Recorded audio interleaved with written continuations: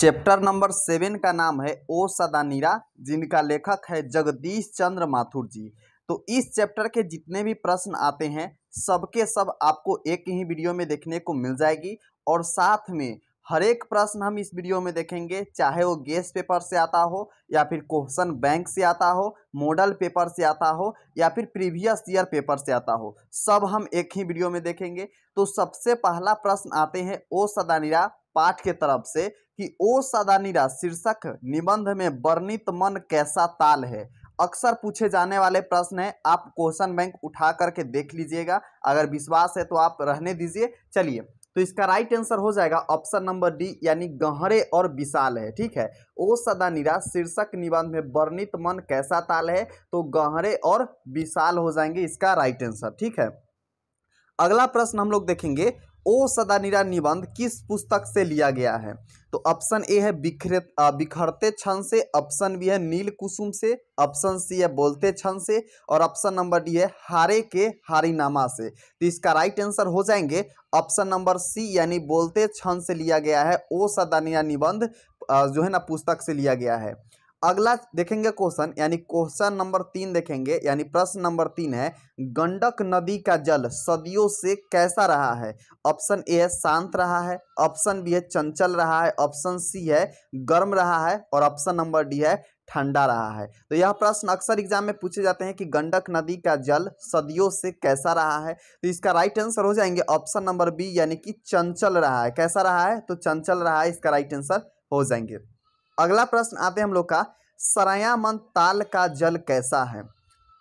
Option number A है चंचल है, option number B है स्थिर है, ऑप्शन सी है गहरा है और ऑप्शन नंबर डी है गंदा है। तो क्या हो जाएंगे इसका राइट आंसर, तो सरायामन ताल का जल कैसा है, तो इसका राइट आंसर हो जाएंगे स्थिर है। कैसा है, स्थिर, यानी स्थिर का मतलब हो सकता है रुका हुआ। ठीक है, क्या हो जाएंगे, तो रुका हुआ हो जाएंगे।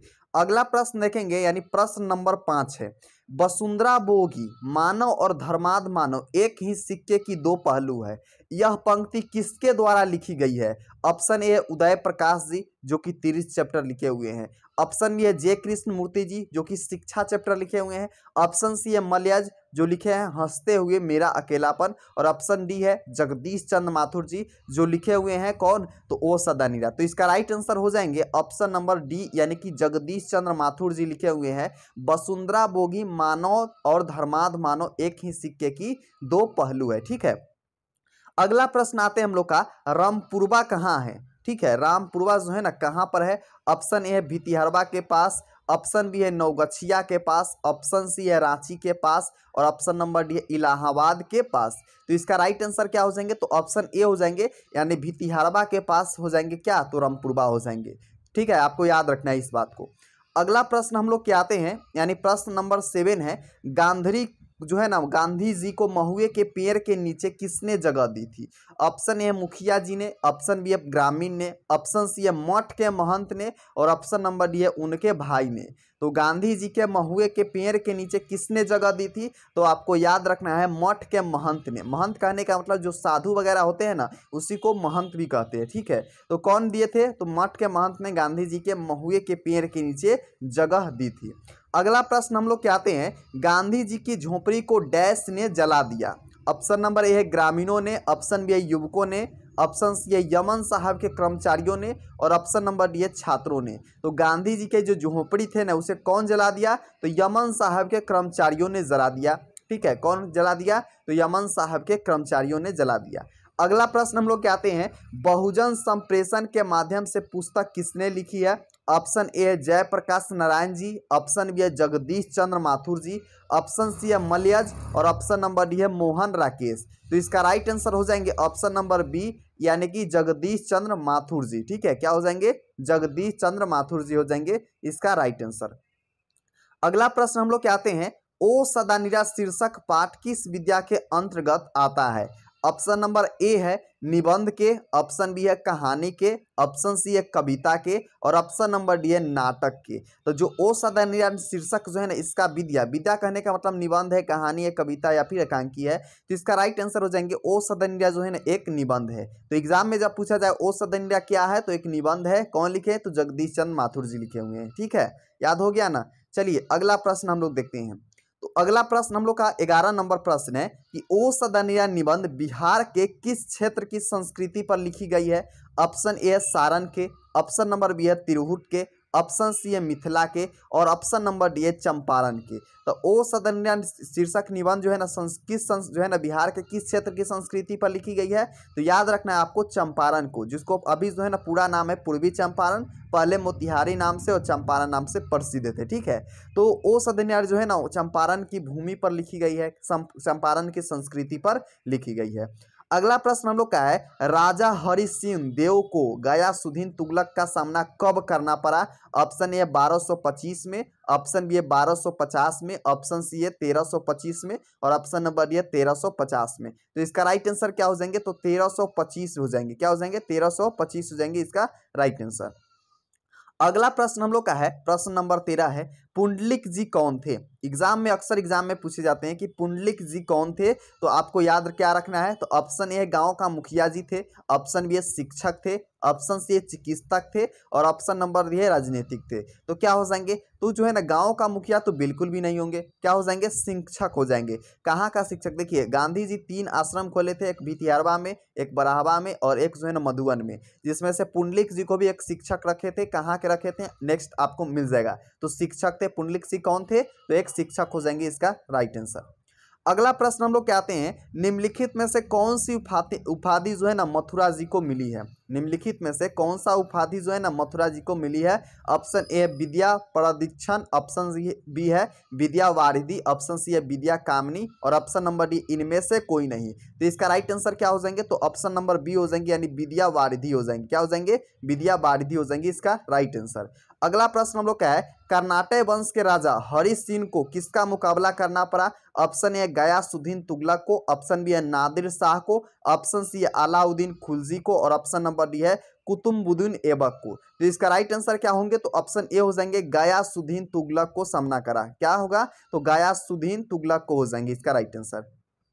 तो क्या याद रखना है कि कर्नाटक वंश के राजा हरि सिंह को किसका मुकाबला करना पड़ा, तो राइट आंसर हो जाएंगे गयासुद्दीन तुगलक को करना पड़ा। ठीक है, अगला प्रश्न हम लोग देखेंगे प्रश्न नंबर 16 है गांधी जी चंपारण कब आए। ऑप्शन ए अप्रैल 1918 में, ऑप्शन बी अप्रैल 1920 में, ऑप्शन सी है 20 जून 1917 में और ऑप्शन नंबर डी अप्रैल 1917 में। तो इसका राइट आंसर हो जाएंगे ऑप्शन नंबर डी, यानी कि अप्रैल 1917 में आए थे गांधी जी चंपारण। ठीक है, अगला प्रश्न देखेंगे हम लोग, तिनकठिया प्रथा का संबंध है।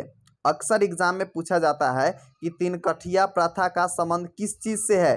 ऑप्शन ए ईख से है, ऑप्शन बी है तंबाकू से है, ऑप्शन नंबर सी है मसाला से है और ऑप्शन नंबर डी है नील से है। तो देखिए तिनकठिया कहने का मतलब है 20 कट्ठा को 1 बीघा कहते हैं। तो 20 कट्ठा में ना लगभग आपको 3 कट्ठा पर जो है ना नील की खेती करनी पड़ती थी पहले जब अंग्रेज थे।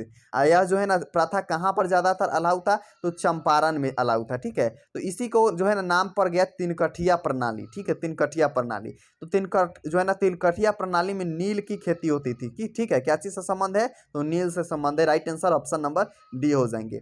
अगला प्रश्न हम लोग कहते हैं जगदीश चंद्र माथुर का जन्म हुआ था। ऑप्शन नंबर ए हो जाएंगे, यानी 16 जुलाई 1917 ईस्वी। कब हो जाएंगे, 16 जुलाई 1917 ईस्वी इसका राइट आंसर हो जाएंगे। अगला प्रश्न हम लोग देखेंगे प्रश्न नंबर 19 है वैशाली महोत्सव का बीजारोपण किया गया। ऑप्शन ए है कौन किए थे, तो ऑप्शन ए है अज्ञय जी ने, ऑप्शन बी है जगदीश चंद्र माथुर जी किए थे, ऑप्शन सी है श्री कृष्ण सिंह ने और ऑप्शन नंबर डी है अशोक वाजपेयी ने। तो इसका राइट आंसर हो जाएंगे ऑप्शन बी, यानी जगदीश चंद्र माथुर जी ने किए थे वैशाली महोत्सव का बीजारोपण। ठीक है, अगला प्रश्न हम लोग क्या आते हैं, ओ सदानीरा किसको निमित्त बनाकर लिखा गया है। ऑप्शन ए है गंगा को, ऑप्शन बी है गंडक को, ऑप्शन सी है यमुना को और ऑप्शन नंबर डी है महानदी को। तो इसका राइट आंसर क्या हो जाएंगे, तो ऑप्शन नंबर बी हो जाएंगे, यानी गंडक को लिखा गया है। किसको, तो गंडक के लिखा गया, इसका राइट आंसर हो जाएंगे। अगला प्रश्न हम लोग कहते हैं बिहार के सुप्रसिद्ध संस्कृति उत्सव वैशाली महोत्सव का बीजारोपण किसने किया था। ऑप्शन ए जॉर्ज ग्रियर्सन ने, ऑप्शन नंबर बी है सचिदानंद सिंह ने, ऑप्शन सी है जगदीश चंद्र माथुर जी ने और ऑप्शन नंबर डी है डॉक्टर राजेंद्र प्रसाद ने। तो इसका राइट आंसर क्या हो जाएंगे, तो बिहार के सुप्रसिद्ध संस्कृति उत्सव वैशाली महोत्सव का बीजारोपण किसने किया था। तो यह प्रश्न जो है ना हम आपको ऊपर भी बताए थे, क्या किए थे, ऊपर भी बताए थे। लेकिन इसका राइट आंसर क्या होंगे, तो इसका जगदीश चंद्र माथुर जी हो जाएंगे। ठीक है, तो इस बात को आपको क्या रखना है, तो याद रखना है। ठीक है, अगला प्रश्न हम लोग क्या है, ओ सदानीरा के लेखक कौन है। कहते नहीं है कि रामायण खत्म हो गया और सीता कौन है पते नहीं है। तो यही बात है कि हमने अभी तक 22 प्रश्न देख लिया, अभी पूछ रहा है कि ओ सदानीरा के लेखक कौन है। भाई दबे चलिए बताते हैं आपको। तो ओ सदानीरा का लेखक कौन है, तो ऑप्शन नंबर ए जगदीश चंद्र माथुर जी है, ऑप्शन बी है लक्ष्मी नारायण लाल है, ऑप्शन सी है लक्ष्मी नारायण मिश्र है, और ऑप्शन नंबर डी है जयप्रकाश प्रसाद है। भाई दबे हम आपको इसलिए बता रहे हैं सभी प्रश्न को जो है ना यहाँ पर ऑप्शन भी बता रहे हैं, ताकि एग्जाम में अगर इस तरह से रहता आपको कंफ्यूजिंग बिल्कुल भी ना हो और आप डायरेक्ट क्या लिखे, तो आंसर लिखिए। इसलिए ऑप्शन पढ़ना बहुत जरूरी होता है हर एक स्टूडेंट के लिए। तो इसका राइट आंसर हो जाएंगे जगदीश चंद्र माथुर जी हो जाएंगे ओ सदानिरा का लेखक। ठीक है, अगला प्रश्न यहाँ पर हम लोग का समाप्त होता है। जगदीश चंद्र जी द्वारा लिखित चैप्टर ओ सदानीरा, जो कि एक निबंध था, ठीक है, और चंपारण की भूमि पर लिखा गया है। भाई देवी इसका अगर आप एक्सप्लेनेशन वाला वीडियो नहीं देखे हैं तो आपको वन शॉट में मिल जाएगा। टोटल चैप्टर 1 से लेकर के 13 चैप्टर तक के हिंदी में समरी आपको मिल जाएगा, और साथ में चैप्टर बाई चैप्टर भी मिल जाएगा, साथ में आपको काव्य खंड के तरफ से भी मिल जाएगा। और हम चलते हैं चैप्टर नंबर 8 के तरफ। 8 नंबर चैप्टर का नाम है सिपाही की माँ, जिनका लेखक है मोहन राकेश जी, और चैप्टर क्या है, तो एक एकांकी है, बहुत ज़्यादा मजेदार एकांकी है। तो चलिए हम लोग चलते हैं चैप्टर नंबर 1 की तरफ, सॉरी 8 की तरफ, और हर एक प्रश्न देखेंगे जिस प्रकार से हमने चैप्टर 1 से लेकर के चैप्टर 7 तक के प्रश्न देखा है। तो चलिए बढ़ते हैं चैप्टर नंबर 8 की तरफ।